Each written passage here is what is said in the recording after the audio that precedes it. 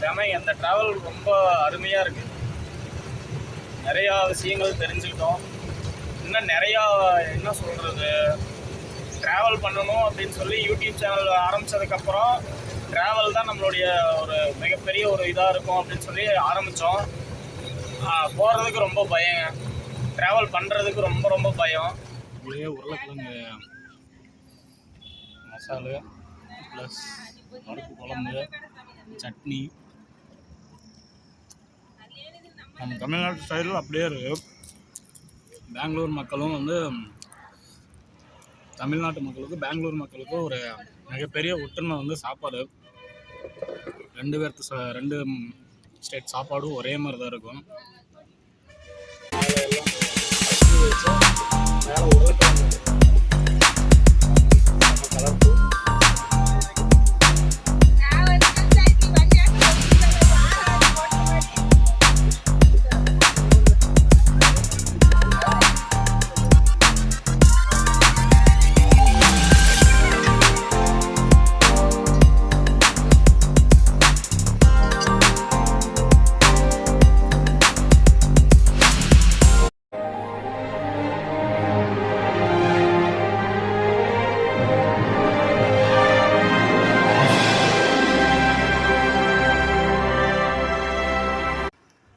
Hi friends, welcome to Sasi TSK vlog.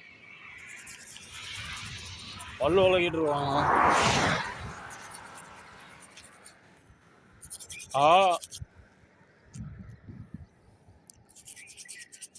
சித்திரவக்கா டோல்கேட்டில் இருக்கோம்.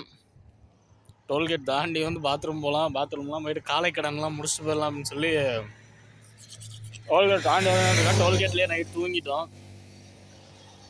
இங்கே அடுத்தது நிலமங்கலம் போய் டீசல் அடிச்சுட்டு நம்ம ஊர் பக்கம் தான் வருது, தமிழ்நாட்டு பக்கம். முன்னாடி பாருங்க, காற்றாடு நிறையா பட்டு சொல்லுவாங்க.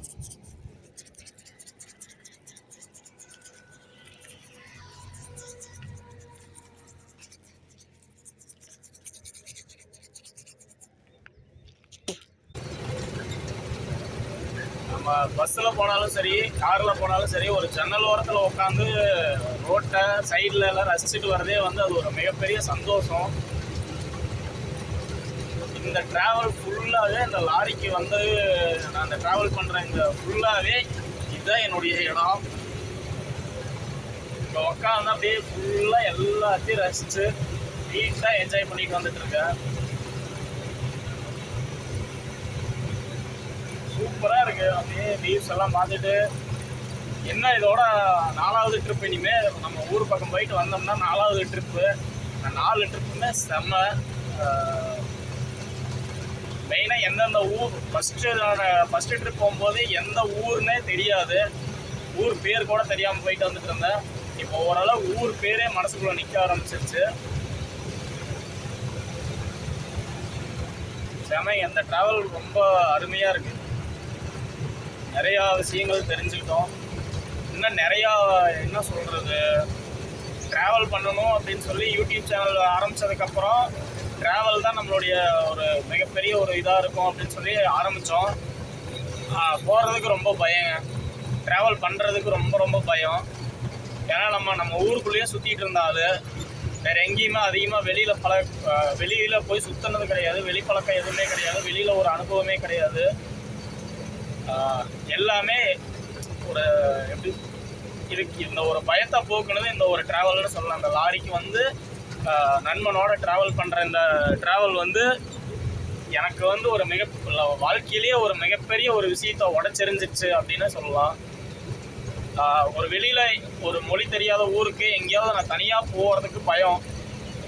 எதுவுமே நம்ம பழக்கப்பட்டது கிடையாது. அந்த ஒரு இதை உடச்சிருச்சுன்னு நான் நினைக்கிறேன். லைஃப்பில் வந்து இந்த எவ்வளோ இதுக்கு மேலே நம்ம வந்து எவ்வளோ ட்ராவல் பண்ணாலும் சரி, எந்த ஊருக்கு எங்கே போய் சுற்றினாலும் சரி, இந்த ட்ராவல் தான் அத்தனைக்கும் ஒரு ஆரம்ப புள்ளினே சொல்லலாம். மொழி தெரியாத ஊர், ஒரு எல்லா பக்கமும் போய் ஒரு experience. First experience is the best experience. அந்த எக்ஸ்பீரியன்ஸை கொடுத்தது இந்த லாரி ட்ராவல் தான் எனக்கு கொடுத்துச்சு.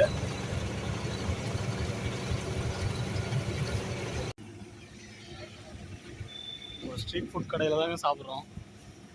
வண்டியே எப்படி கடையாக மாற்றிருக்காங்கன்னு பாருங்க. தோசை தான் ஆர்டர் பண்ணியிருக்கோம்.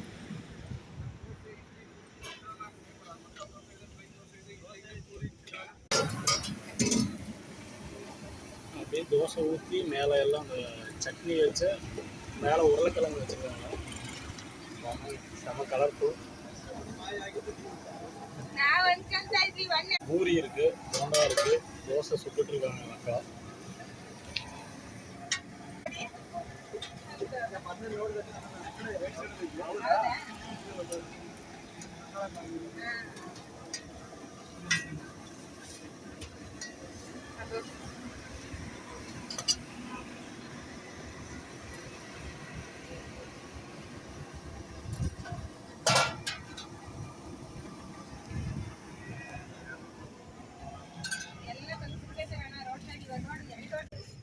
ஃபைனலாக ஆர்டர் பண்ண தோசையும் வந்துருச்சுங்க. ஒரு தோசை, ஒரு போண்டா, ஒரு பச்சி, அது உடம்பு அது ஓடுது. நல்லா இருந்தது. அந்த லப்பர் போய் நம்ம வண்டியில் ஒரிஜினல் அடிக்குது. அன்றைக்கி ஒரு டயர் அர்ஜென்ட்டுக்கு 4000 ரூபாய்க்கு வாங்கி போட்டேன், 3000 ரூபாய்க்கு வாங்கி போட்டேன். அது இப்போ 3 நடையாக ஓடிக்கிட்டு இருக்குது. எங்கே போய் சொல்கிறேன்.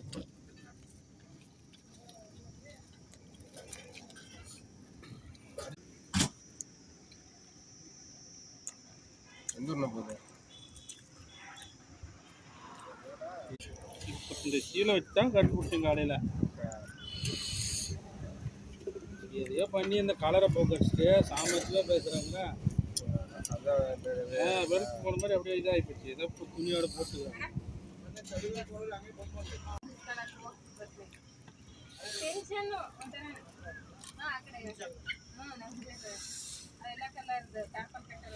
அங்கே வந்து நிற்குது தோசை சமையல். இங்கேயே உருளைக்கிழங்கு மசாலா ப்ளஸ் பருப்பு குழம்பு, சட்னி. நம்ம தமிழ்நாட்டு ஸ்டைலில் அப்படியே இருக்குது. பெங்களூர் மக்களும் வந்து தமிழ்நாட்டு மக்களுக்கும் பெங்களூர் மக்களுக்கும் ஒரு மிகப்பெரிய ஒற்றுமை வந்து சாப்பாடு. ரெண்டு ஸ்டேட் சாப்பாடும் ஒரே மாதிரி தான் இருக்கும். ஃபுட்டு வந்து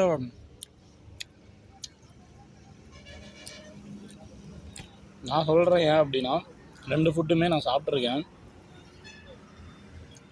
அம்மாவோட சொந்த ஊர் வந்து பெங்களூர் தான். ஸோ நான் இங்கே சின்ன வயசுலேருந்தே சாப்பிட்டு பழகிருக்கேன் பெங்களூரில். என் தாய் மாமா வீடு இருக்கிறதும் ஜல்லிக்கடையில் தான் இருக்காங்க.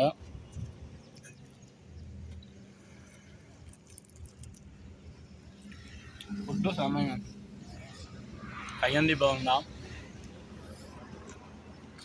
வந்தீங்கன்னா பெரிய பெரிய ஹோட்டலில் போய் சாப்பிட்றத விட இங்கே சாப்பிட்டு பாருங்கள். வயிறு நிறையா சாப்பிடலாம். திருப்தியாக இருக்கும் சாப்பாடு.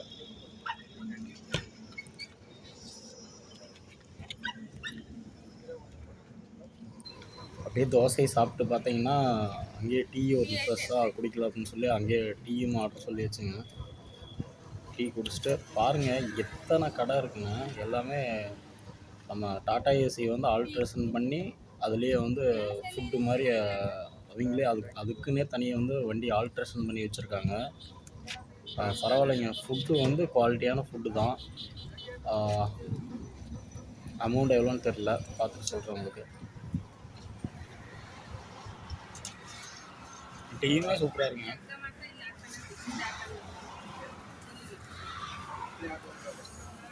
நம்மளுக்கு கன்னடம் தெரியாது, இல்லைன்னா அவங்ககிட்டே பேசிடலாம் கடைக்காரங்கிட்டே.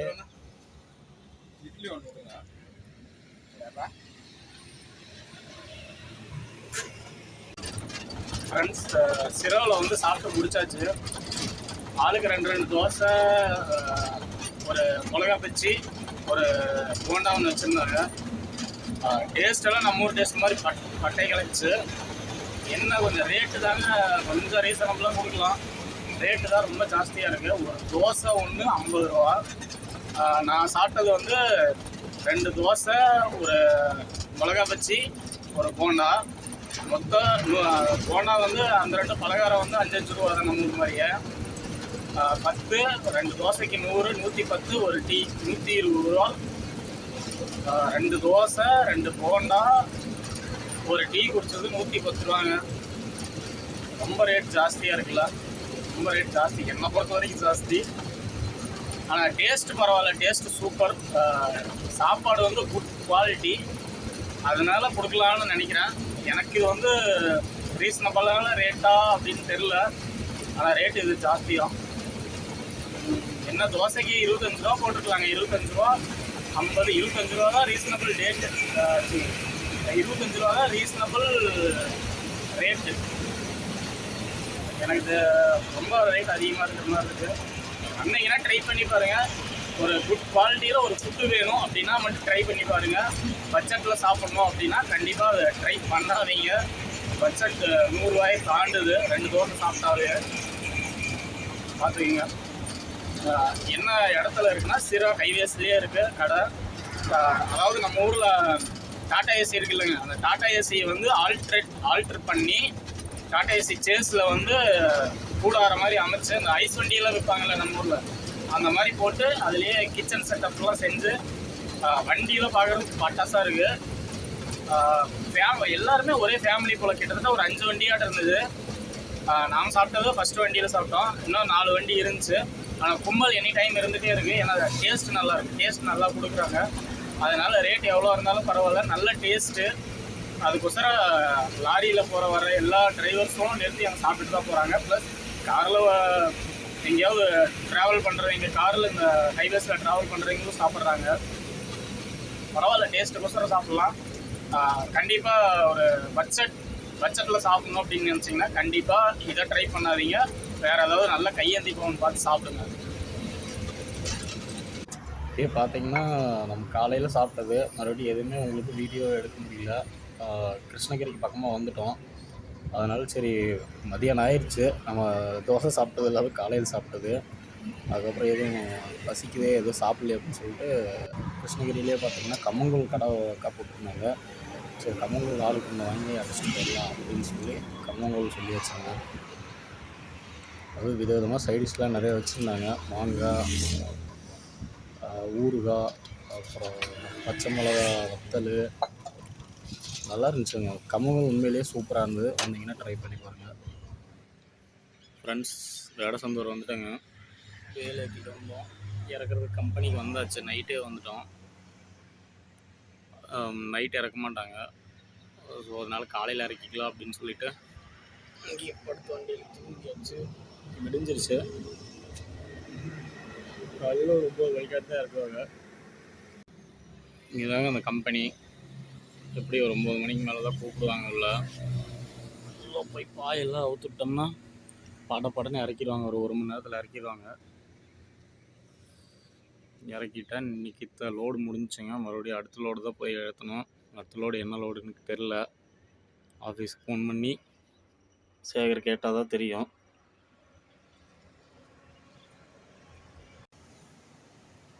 ஃப்ரெண்ட்ஸ், தார்பாய் மடிச்சாச்சு. தார்பாய் மடிச்சுட்டு பாயிண்ட் அங்கே இருக்குது. அங்கே ஒரு ரூம் தெரியுதுங்களா, அந்த ரூமில் தான் இறக்கணும். அவங்கள என்ன லோடுமேன் வரல, அதனால் நாங்கள் சாப்பிட்றலாம் ஃபஸ்ட்டு. இன்னொன்று உங்கள்கிட்ட வீடியோவில் காட்டல, நாங்கள் நைட்டு வந்து 11 மணிக்காட்ட தான் இங்கே வந்தோம். வந்துட்டு பிரியாணி செஞ்சோம் பெரிய இடத்துல வந்து. நைட்டு 11 மணிக்கு மேலே அன்டைம் ஆகிடுச்சு, அதனால் உங்களுக்கு காட்டல. நைட்டே ஃபுல் கட்டிட்டு தான் தூங்கணுங்க. இப்போயும் சாப்பிட்றலாம், லோடுமேன் வருவாங்க. சாப்பிட்டோம்னா ஒரு வேலை முடிஞ்சிடும். ஃப்ரெண்ட்ஸ், வாங்க பிரியாணி சாப்பிட்லாம். பிரியாணி நைட்டே செஞ்சாச்சு. நிறுத்துனேங்க. ஆனால்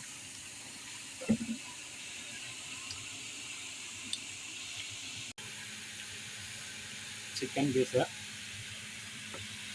நைட்டே வந்து சுடசுடாக ஆளுக்கு ஒரு லெக் பீஸ் வச்சே சாப்பிட்டோம். இப்போ காலையில் சாப்பிடலாம்.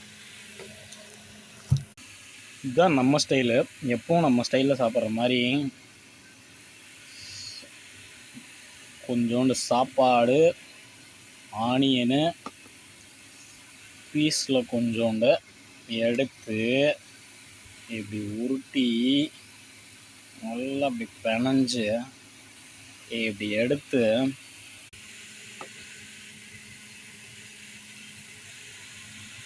சாப்பிடணும். அட்டகாசம் பிரியாணி, செம்ம டேஸ்ட்டா.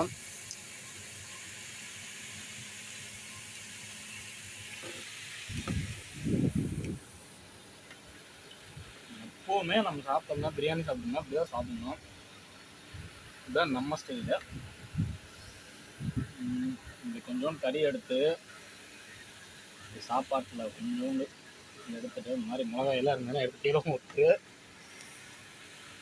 இப்படி ஆனியன் கொஞ்சம் எடுத்து இப்படி எல்லாத்தையும் பக்குவமாக வச்சு அப்படி ஒரு உருட்டி அப்படி செல்லணும் வாங்கிக்கலாம்.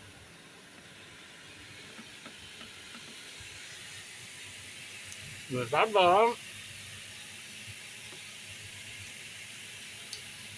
சாப்பிட்டு முடிச்சுக்கிறான். பிரியாணியோட மொத்த டேஸ்ட்டாக அப்படி சாப்பிட்டா தான் கிடைக்கும். சாப்பாட்டோட எசன்ஸோட அந்த டேஸ்ட்டு, கறியோட டேஸ்ட்டு, ப்ளஸ் சைடிஷ்டாக வச்சுருக்கிற ஆனியனோட டேஸ்ட்டு, மூணும் சேர்ந்து அது ஒரு ஃப்ளேவரில் நமக்கு ஒன்று கொடுக்கும் டேஸ்ட்டு நாக்குக்கு. அப்படி தான் சாப்பிட்ணும்.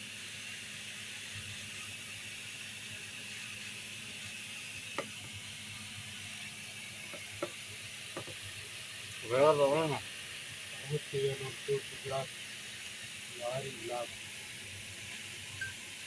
சரி, ஓகே. வீடியோ எடுத்துகிட்டு இருந்தோம்னா நம்மளால் லோடாக இருக்க முடியாது. நான் சாப்பிட்டுட்டு அப்புறமா விலாகை கண்டினியூ பண்ணுறேன். அவ்வளோதான், நம்மளும் அப்படியே சாப்பிட்டு முடிச்சோன்னாவே லோடு மேனும் வந்துட்டாங்க.